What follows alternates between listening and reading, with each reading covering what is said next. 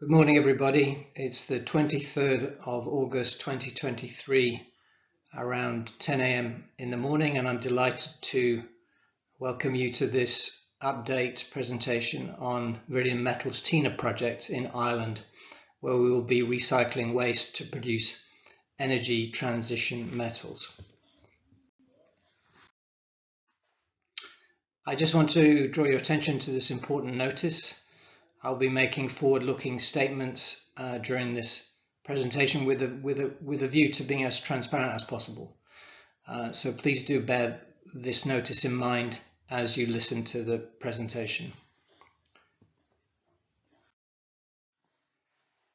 The leadership of Viridian, very quickly, my name is Julian Vickers. I'm the CEO of the company. A little bit of background on me. I am originally a mining geologist. I worked for Anglo-American as an underground assistant mine geologist for a little while, but spent most of my career with Cominco, which is a Canadian mining company now part of Teck Corporation. I was mainly working in exploration, some in underground and open pit operations, but mainly exploration in several different countries around the world. I then did a MBA at London Business School, and from there worked for McKinsey & Company as a generalist across lots of different sectors, and thereafter came back to natural resources, as this would be 1997, and became an investment banker. And I should stress that the type of investment banker is one providing advice to corporations and helping them with transactions, and also raising money so things can get done rather than speculation. I became global head of energy investment banking at Citi. After that, I became global head of energy investment banking, corporate banking, and energy trading at Citi. And then in 2009, I moved to Barclays and became global co-head of natural resources investment banking, which included energy again, but also mining and also chemicals. And then in 2015, I founded an investment and merchant bank, which perhaps not surprisingly focuses on natural resources, called NRG. And I also founded Viridian Metals Ireland around that time. And NRG and Viridian have been working together to advance the Tynagh project since then. Ariel Tepperman is responsible for finance and business development. He is a mining lifer. He is from Toronto. He spent 18 years in the sector, and he was previously head of mining and metals at Macquarie, based out of London. Max Bennett is responsible for materials processing and metallurgy. He's done a lot of the development work at Tynagh, and he has a master's degree from Oxford University in materials science. And then last but not least, Dr. Dimitrios Zouzias is our resource geologist, and he has a PhD from the University of Patra in Greece. So this presentation is on the Tynagh project. Tynagh is Viridian's first recycling and rehabilitation project. We will be extracting energy transition metals from 7 million tons of surface waste, which we have measured to 43101 compliant standards by drilling. Within those 7 million tons of metal, resources are over 1 billion euros of metal, and I'll talk about that more shortly, and potentially another 3 million tons of material that we can reprocess from what we refer to as the low-grade stockpile. And again, I'll talk more about that. We intend to recover 90,000 tons of zinc, 45,000 tons of lead. This is from the 7 million tons, I should say. And there's also scope to recover 4 million ounces of silver and around 1 million tons of barytes concentrate from the material. zinc is possibly not the first metal you think about from an energy transition perspective, and there's been obviously a lot of commentary in the market around copper and battery metals and so on. But for example, for every kilowatt of power that a photovoltaic cell produces, it needs 5 kilograms of zinc, and that compares to 4 kilograms of copper. So for energy production from the sun, zinc is fundamental. And the other area where zinc is becoming more important is around batteries. So the battery technology is still developing, but what is encouraging and special, I think, about zinc is it can hold large amounts of power, and zinc batteries don't get hot. And people may have seen that there have been some recent problems with fires around lithium-ion batteries, for example. So we expect that this area will continue to develop going forward. We have developed a process which is safe. It's carried out at room temperature pressure. There's no toxic reagents, so we're very proud of that. And we believe that Tynagh will probably be one of the greenest resource projects in the world at the moment. And also, obviously, it's a perfect fit to the vision of a circular economy in that we are recycling waste, rehabilitating a site, and producing from that waste energy transition metals. We also believe that we can save a lot of CO2. Our process doesn't have any mining, it doesn't have any crushing, it doesn't have any milling.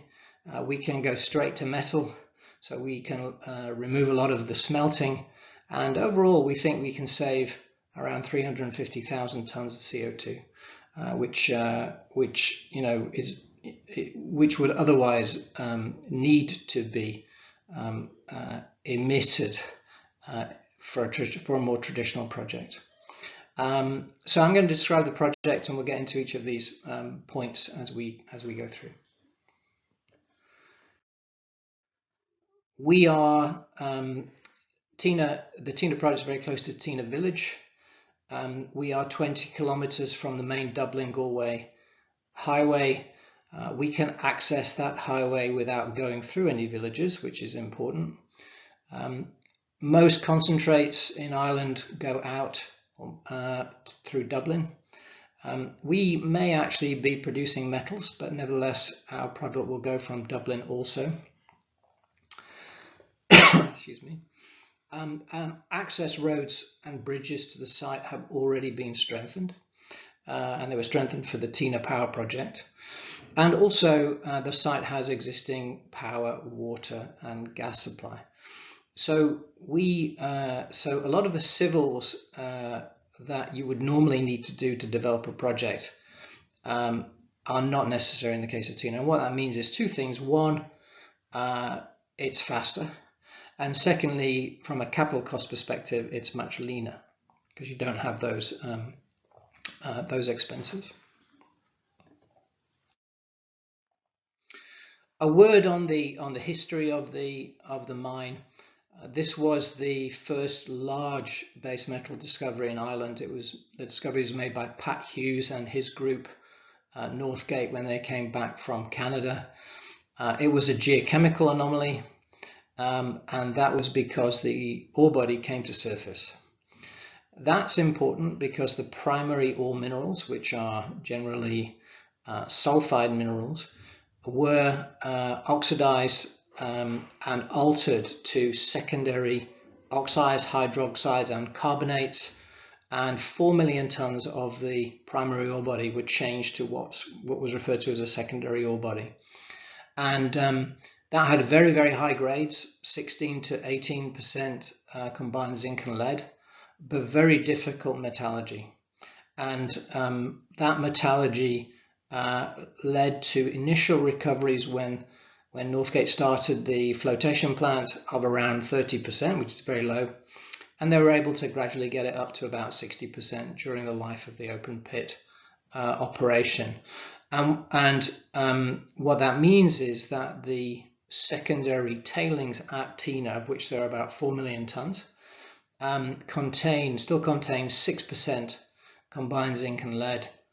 They still contain an ounce and a half of silver, and they still contain around 25% barytes. Northgate knew this. They put what they call sand tails into the west dam, and the fine mud tails, which are more oxidized, to the bottom of the east dam, and then they put the primary tails from underground mining on the top of the east dam. So they've made the project for us much simpler and enable us to have a much more straightforward recycling and rehabilitation project. Now, in terms of the grade, 6% is very high, and for context, this is equivalent to the metal content of ore that's been mined underground at several operations around the world today, right? So it's really very high. And then finally, the last point is that this site will be rehabilitated as a function of the project itself. A word on the recycling project itself. We've been working with the best consulting engineers around the world. We've worked with SGS, and more recently we've been working with Wardell Armstrong, and Wardell Armstrong will be continuing to work with us as we push this project forward. We have looked at various ways to extract the minerals. We have looked at flotation, we've looked at gravity, excuse me. And where we've had the most success is using leaching, or as it's called, hydrometallurgy. And hydrometallurgy is used commonly in many mines around the world where acids are used to take metals in ores into solution, and then those metals are then extracted by either cementation as concentrate or as metal through electrowinning. The problem at Tynagh is that the ore and of course the waste are hosted in limestone, calcium carbonate, and acid reacts with calcium carbonate, and that means that it's not viable. So we have had to develop a process which is an alkali leach.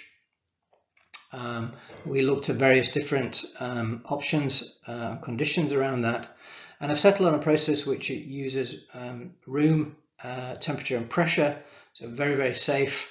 And our process starts with salt and water as raw materials and electricity, and it ends with salt and water as well, which the water is then cleaned up, and then the salt and water go back to the front of the process. So it's a closed loop at the site, and we have everything that we need there, and so we won't have lots of trucks running around the countryside around Tynagh, which is obviously very, very, very important. In terms of benefits, obviously the local population will benefit from the sustained employment that's created at the site, and also the opportunity to supply the site, and then shareholders will obviously benefit from returns from the financial returns from the operation, and then of course a larger benefit is that this project will rehabilitate the site. It was rehabilitated to standards of the day when the mine closed, but those standards are obviously very different to what we'd expect today. So this project will rehabilitate the Tynagh site to modern standards.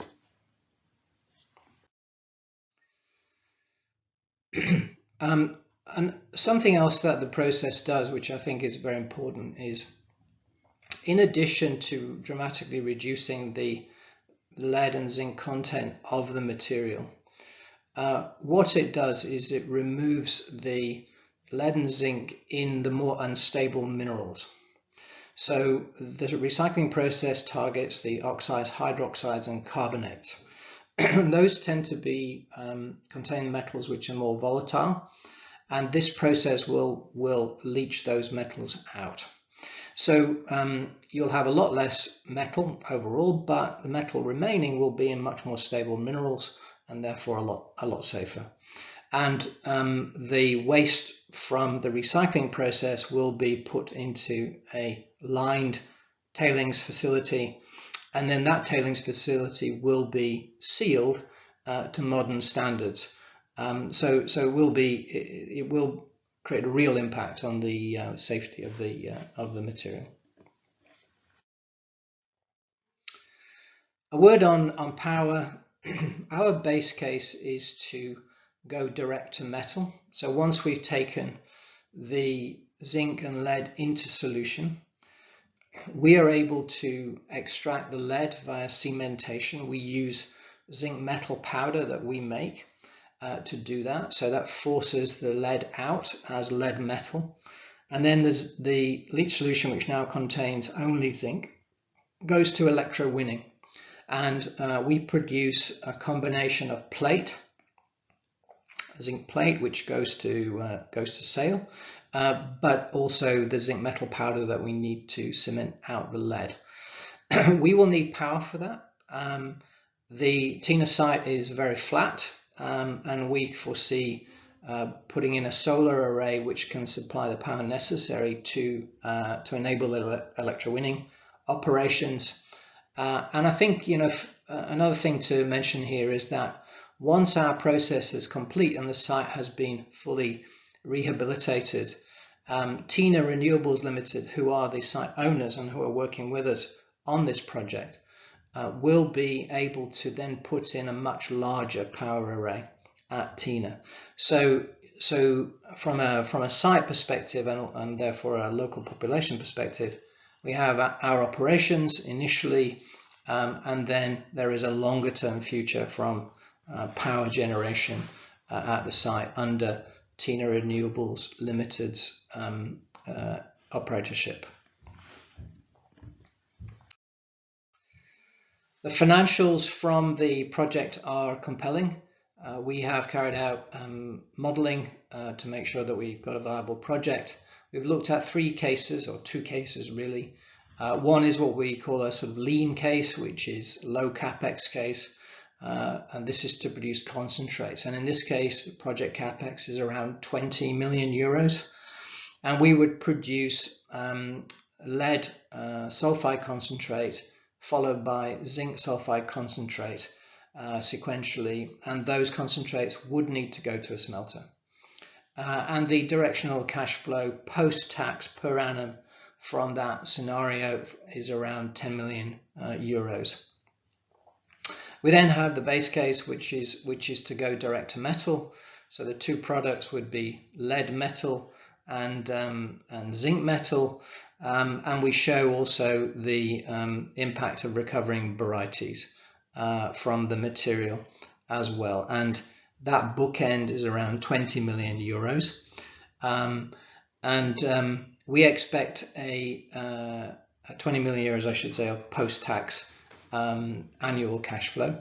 We expect a 10-year life from the 7 million tons, plus a 5-year extension potentially from the additional 3 million tons of material.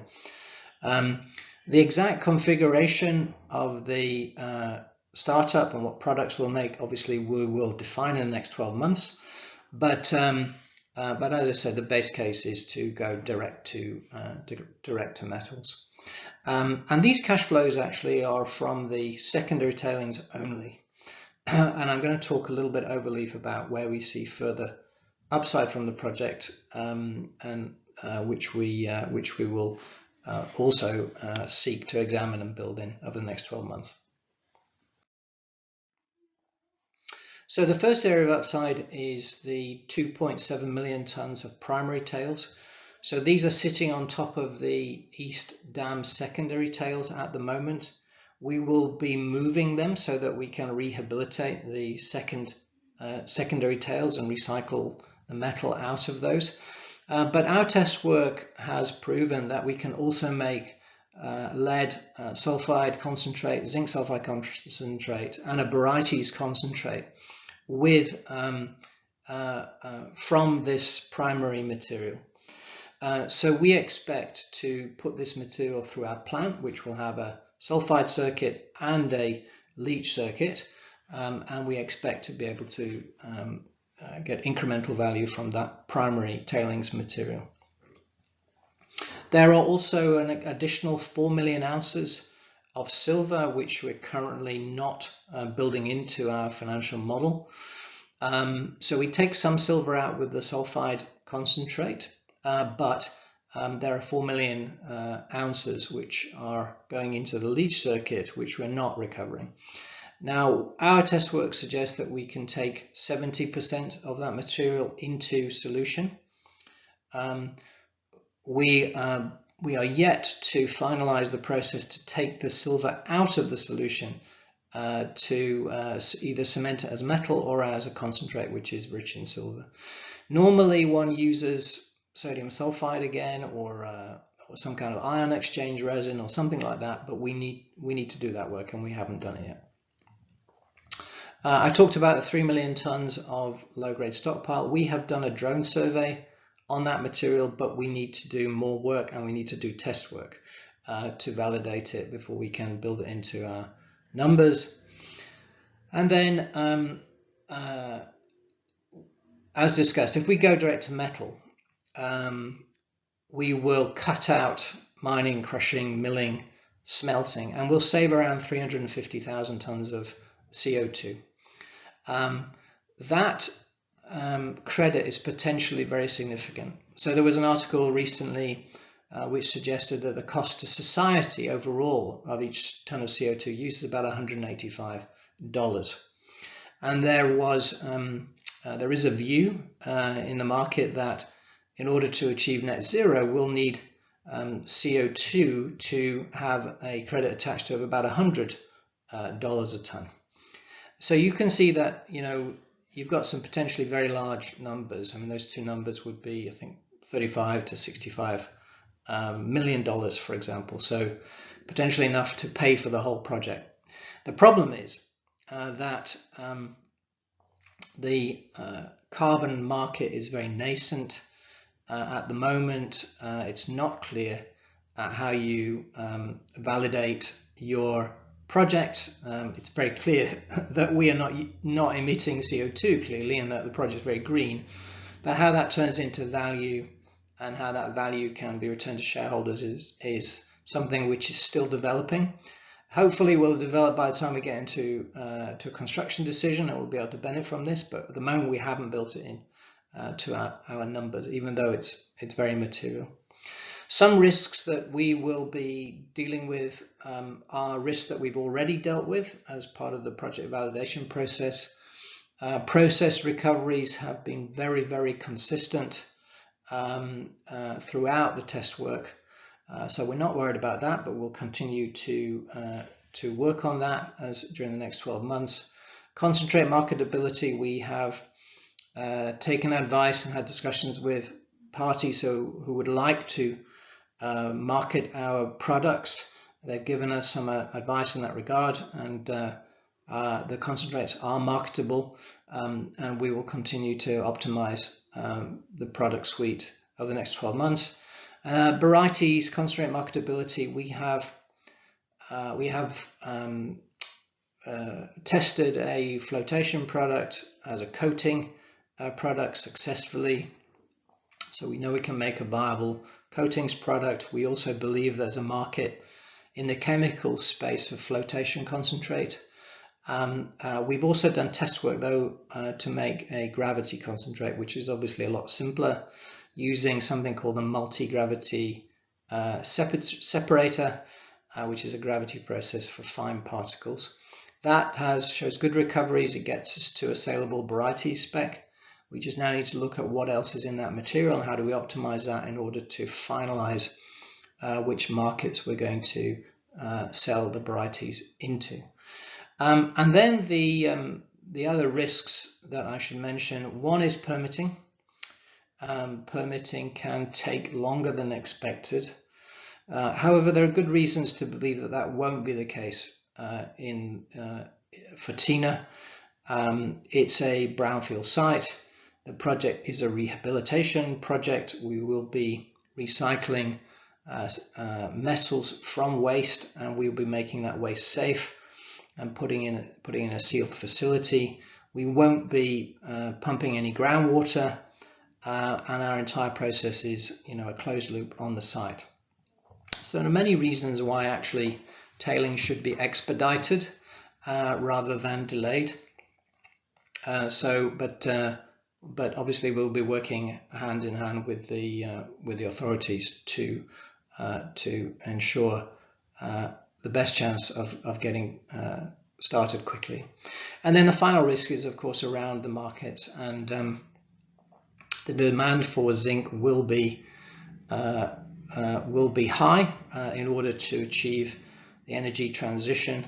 The global economy clearly is an overlay to that, and the price of the metals, zinc, lead, silver, varieties, will obviously have an impact on the final returns to shareholders. So what is our strategy at Tynagh? We have quantified the initial 7 million tonnes of surface resources to 43101 compliant standards through drilling. We have done a drone survey over the additional 3 million tonnes of low-grade waste. We have developed a process to recover the majority of the metals from that waste material and make it safe. And what we now need to do is to carry out project optimization, looking at the areas of value upside which I described, and risk mitigation, and carry out a definitive feasibility study. And we'll be doing that with a view to being able to start construction in early 2025, assuming permits are in place. And clearly what will be going on in parallel to the feasibility study is environmental surveys, work on permitting, and also the vision for the rehabilitation of the site to enable that to happen. We have invested all the capital in the project ourselves. We now need to accelerate, so we are seeking investors to come into the project to help us move it forward. We are looking for 3.5 million euros in exchange for 25% of the equity in Viridian Metals Tynagh Limited, and that will be sufficient to get us to a construction decision. Thereafter, we'll pursue a construction financing strategy which optimizes value to shareholders. We have talked to potential providers of offtake debt finance who are interested in marketing our products, and there are also sources of capital which are also non-equity, silver being one, and also potential carbon credits, such that we feel confident that the majority of the construction capital will be funded from non-equity sources. And clearly, after the next 12 months, we expect a significant increase in the value of the company's equity. A word on international growth strategy. Many of the world's large zinc and lead deposits are hosted in limestones, the same as Tynagh. These, in warm climates or in areas where the climate was previously warm, such as Tynagh, these deposits can be oxidized to significant depth. And the result is that around the world we have very large resources of oxidized zinc and lead minerals, which in many cases are treated as waste, and in many cases are mined, because they have to be to get to the primary ores, and stockpiled on the surface as waste. There will not be waste to us. Our process will be able to produce metals from this material, and perhaps equally importantly, make this material safe, so that we reduce the metal content and also stabilize the metals in there. So we expect that we will be able to grow, and that Tynagh will be the first of hopefully several projects which will be targeting this type of resources. The corporate structure is extremely simple. It's Viridian Metals Tynagh Limited is a private limited company registered in the Republic of Ireland. We have been funding the project through shareholder loans. We will convert those loans into equity at financial close. So from the perspective of new investors, the company will be debt free. We will carry out a capital increase to enable new investors to have 25% of the pro forma equity in the company in exchange for their 3.5 million euros of investment, and the company will, all shareholders will benefit from the rights conveyed under Irish company law. And Viridian Metals Ireland Limited will own 100% of the equity in the Tynagh recycling project. Our policy will be to distribute the majority of post-tax earnings to shareholders as dividends, and we will look to create liquidity in the company's shares. Our base case is to list the shares post-commissioning of the plant. We think that's when the market will give us value, and probably we'll have other projects lined up at that point as well. If we, though, decide that it's not appropriate to list, we will seek to create liquidity through other means for shareholders. So just to wrap up, Tynagh is the first project of the company. It's well advanced now. We will be rehabilitating a prior mine site to modern standards. We will be addressing surface material that we've measured, which contains over €1 billion of metals. We will not be mining, we will not be crushing, we will not be milling. Our base case is to use renewable energy to produce lead and zinc metal. So we will not be smelting, and the process will be saving around 350,000 tons of CO2. We have developed a process which begins and ends with salt and water. It's non-toxic and it's a closed loop on the site. The capital costs are low for projects of this nature, and we think that will enable us to provide robust returns to shareholders. And as discussed, we see this as the first of similar projects which the company can look to prosecute using the technology that's being created. And then finally, once again, we will be distributing most of the profits to shareholders via dividends, and we will seek to create liquidity in the company's shares. So I hope that quick run through has been useful. We are very proud of what we've achieved at Tynagh. We think this is a very arguably one of the most green projects which you will see. We believe that it will be a success going forward, and we would welcome you to make contact with us. My email address is on the very front of this presentation to learn more, and obviously if people would like to come with us on this journey, they'd be most welcome. So with that, I'm going to stop, and thank you very much all for your attention. Bye now.